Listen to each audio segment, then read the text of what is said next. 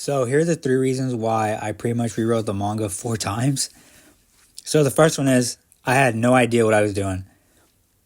So I was kind of familiar with manga at the time. So whenever I decided that I wanted to make a manga, because making an anime would take way too much time, because you got the backgrounds, the animations, the keyframes, I forgot what it's called, the keyframes, the in-between keyframes. I don't know if I called it right, if that's like the right word to call them. So I was like, you know what, I'll make a manga instead, because it doesn't take as much time as an anime does, because just so much stuff. And then like the audio and the music. So I was like, okay, I'm working on a manga. And I had no idea really what to do, because when it came to the panels, the storyboarding, the backgrounds, the characters, how to create the characters, the worldview, the power building system. Did I say that right? Power building? Fuck, I don't even know. The power... I don't know what I'm saying. But, I mean, there's just a lot. I had no idea what I was doing. So because of that, I just drew whatever I thought was pretty cool and interesting, and the angles were pretty much all the same, and I don't even know what to say. It was just horrible. Okay, so the second thing was overthinking. So I started looking at other videos on how to,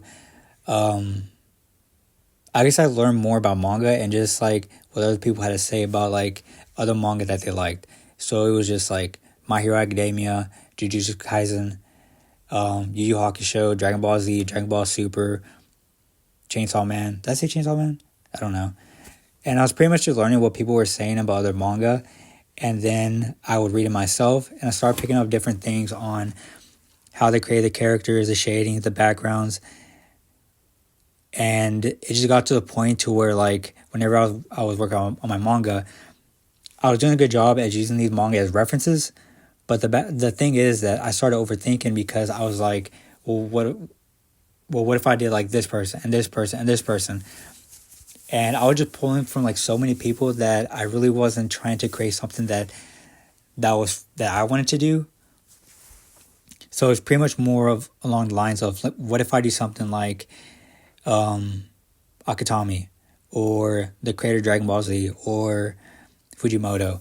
And it was just like constantly every panel that I worked on, it was just overthinking, because I was like, well, this doesn't match so-and-so, or it doesn't look like so-and-so. And because of that, I would spend like a lot more time on a panel than I needed to. And then I get frustrated, and I'll say, you know what, I'll just move on to the next one. And then I'll move on to the next panel. And then next thing you know, I have a page, and I look at it, and I compare it to these other artists, and I say, man, like, this sucks. And then I get frustrated, and then I work on another page, and another page, and then whenever I'd have like 20, 25 pages done, same thing. I would just be frustrated, because I would just constantly compare myself, and I was overthinking like every little thing, every little detail, the dialogue, the speech bubbles, the backgrounds, the screen tones, and honestly, I just didn't have any fun. So I'm pretty sure I did that the first 3 revisions of the manga. So the third reason why is I just started to create for myself. So whenever I started working on the manga the 4th time, I came across a video with Quentin Tarantino where he talked about how whenever he works on a story, he creates it for himself. And then whenever everything's done for the film, then he tries to market the film to people who are just like him. And I thought about that, and I was like, that's pretty cool. Because there's a lot that I wanted to do, but the reason I really never did it is because this artist didn't do it, or this artist, or this artist. So instead of trying to make a story that I thought was interesting and funny, I would just think about other people, about their interests. And the thing is, we live in a big world.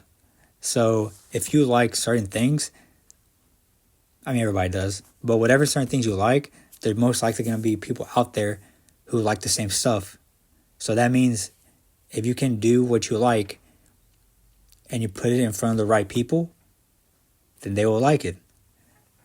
And then I came across something with, there's a guy, his name is Rick Rubin, and he works with a lot of artists, and he's a producer.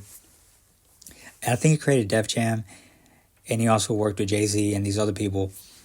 And one thing he said is that whenever you create for yourself, then you actually do something that you like and you're passionate about, something that you care, and they invest a lot of your time in. And if you do that and you put it in front of people that also have the same views on what you're working on or the same interest, then you can get people to read, watch, whatever it is that you're making. So I was like, that's interesting. And it kind of, it kind of like, it kind of continues the not conversation, but what I, pretty much like the information that I was pulling from like what Quentin Tarantino was sharing. And then I was like, you know what? I'm just going to do my own thing. And, of course I learned a lot from like all the different artists and a lot of film directors like Tarantino, Martin Scorsese, Brian De Palma, the guy who made Scarface. And I learned a lot. And of course, there's going to be a lot more to learn. But with all the information that I picked up on and I learned, now I have a really good idea of what I really want to do. And now I've picked up like different techniques and different things from like the shading, the dialogue, and just different ways to do things. And now that I have like a decent a decent foundation, now I can go ahead and do the story that I want to do. And honestly, I've had the past month and a half, I've had a lot of fun working on the manga, because I'm doing something that I want to do, like a story that I've wanted to do. And because I tend to have like a very random personality, because I'd be talking to somebody, but if I see a random bird, I'm like, look at that bird over there. Like, what if that bird just randomly come over here and start attacking us? It's something random. So that's pretty much like what my manga is going to be based on. Just not like, complete randomness where there's no story structure or anything, but it's going to be vested for sure into some characters because that's who they are. And it just makes it a lot more fun because, there's a lot of mangas that I've read where it just seems like some of the characters are kind of flat and predictable, or maybe just the dialogue is predictable, or not predictable, but just pretty flat. And there's just a lot of different things where it's like, if I were to do a manga, I would do it this way because I think it would be interesting. I'm not saying it would be the best, because everybody has a preference on what they like, right? So with me, just with a lot of stuff that I picked up from different directors and artists and just everything, I just figured out a way on how I want to go about it.